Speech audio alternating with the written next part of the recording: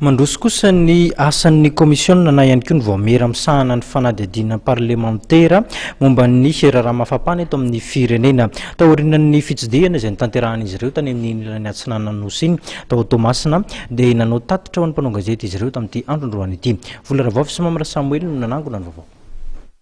Miroso tsikelikely ary tsy hitsahatra raha tsy mivoaka marina rehetra momba ny raharaha andramena, raharaha nadiny ramason, raharaha serana mpiara-manidin'ny Toamasina, raharaha sirama, raharaha tsy minosy, raharaha rena kivontany ary ny raharaha momba ny olana amin'ny fananatany, araka nambarany teo anivon'ny voamera misahana amin'ny fanadihadihana eo anivon'ny CST.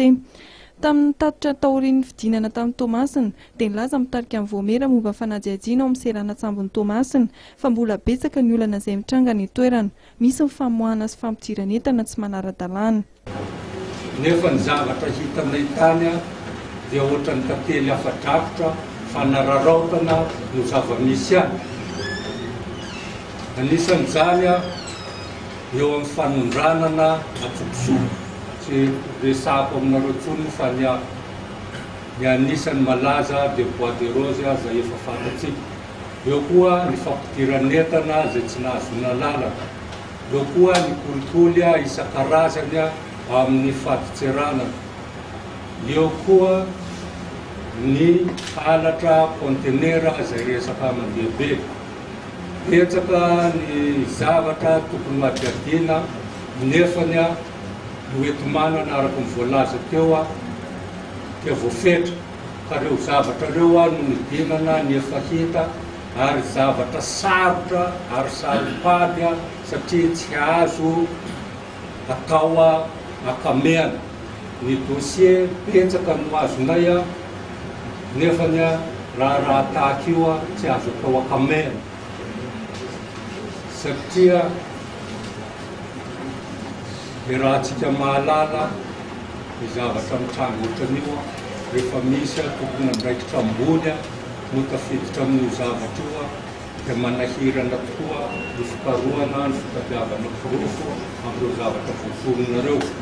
Mikasika ny raharaha andramena dia nilaza andriamatoa Henri le Cacheur fa betsaka ny tsy mazava momba ity raharaha ity ary kontenera 420 ny hitany teo anivon'ny voamera tamin'ny fidinana tamin'ny Toamasina. 24 kontenera izay rond-port niezaka izay mba nangataka document mikasika an'izy ireo satria araka ny tatitra hazonay dia hoe ce sont des conteneurs prêts à être embarqués nefa ny document mikasika an'ireo izay nangatahanay navizivizy zahay mba tsy azahoana ny renseignement mikasika hoe iza ny tontolo ireo alefa aiza tokoa moa izy ireo sy ny sisa fa avizivizy fotsiny ny zahay amin'ny commissionna mikasika an'io zavatra io ka misy ihany dossier izay ampelatrananay no ny fotoana moa sy nanananay naharitra kely fotsiny zany ny fanadihadihana fa be dia be ny zavatra tsy mazava mikasika an'io voadyroatra io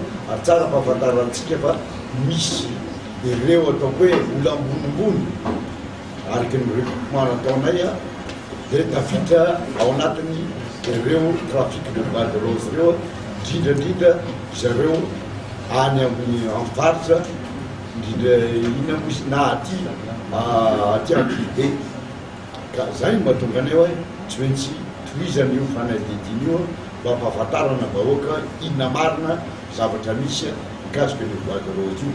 Andriamatoa Joseph Hollande kosa dia nanao tatitra ny fitsidihana izay nitanterahana tao amin'ny sirama Afrikaville. Nambarany fa misy ny olona ambony izay mibahana ny fanokafana ny orinasa sirama. Ny olo tafiditra ka misy affaire pénale le izy dia atolotrinay ny fitsarana manenjika an'ilay olona fa tsy azo atao misabote ny firenena, misabote ny asa atolotra ny vahoaka malagasy ka atolotrinay ny fitsarana raha tena fa vérifier fa tena ao tokoa ny taratasy rehetrarehetra mifanakanana fanaovana sabotage ny firenena malagasy amin'ny alalan'ny orinasa anome asa olona eo amin'ny 2000 mahery eo.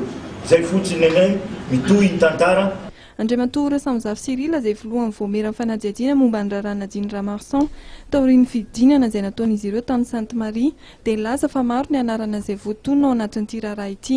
Anisan'ny mbola fanontaniana mipetraka ary izany hitondran'izy ireo valiny hoe tena vona ara-boajanahary ve sa vona ninina natao na tonga ny lozana faty ministra ny mponina nadiny Ramarsan.